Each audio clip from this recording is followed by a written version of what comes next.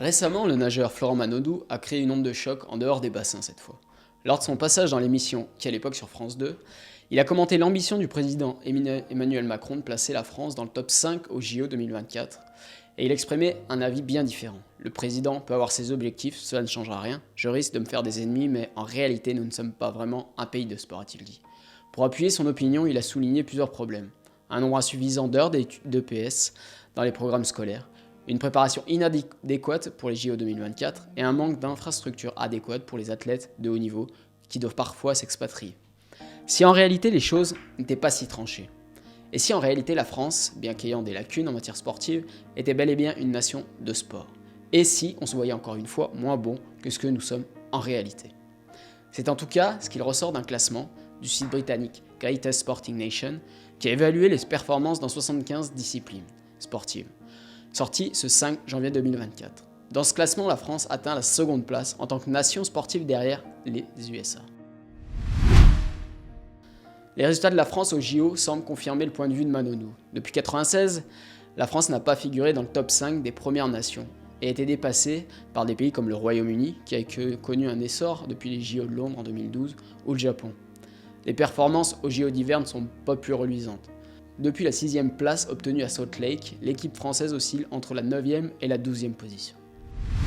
Pourtant, pour Paris, les prévisions sont plutôt bonnes et s'alignent avec les ambitions du président français. L'ANS prévoit que la France remportera 61 médailles, dont 17 en or lors des JO de cet été, ce qui les positionnerait en 5e position mondiale. L'ANS base ses prévisions sur les performances récentes des athlètes français dans les compétitions internationales en appliquant un facteur de multiplication pour le pays hôte. Quant aux athlètes français qualifiés pour les JO de Paris 2024, l'optimisme est palpable. L'Institut américain Grace Note va même plus loin, envisageant la France sur la 3e marche du podium avec 27 médailles d'or pour un total de 53 médailles.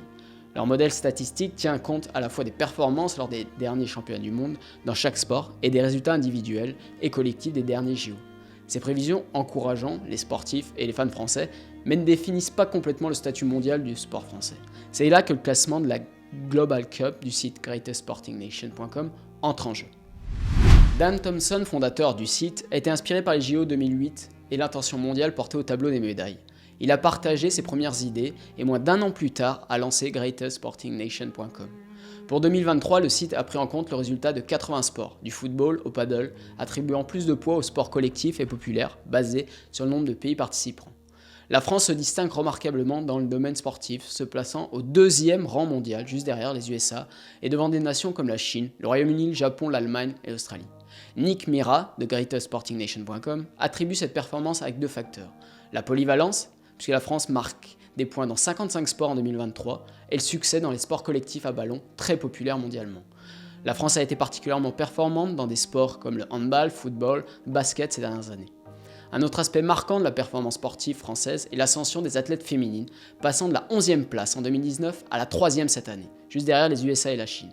Cette réussite contraste avec l'Allemagne, qui excelle chez les hommes, mais se trouve en dehors du top 10 chez les femmes.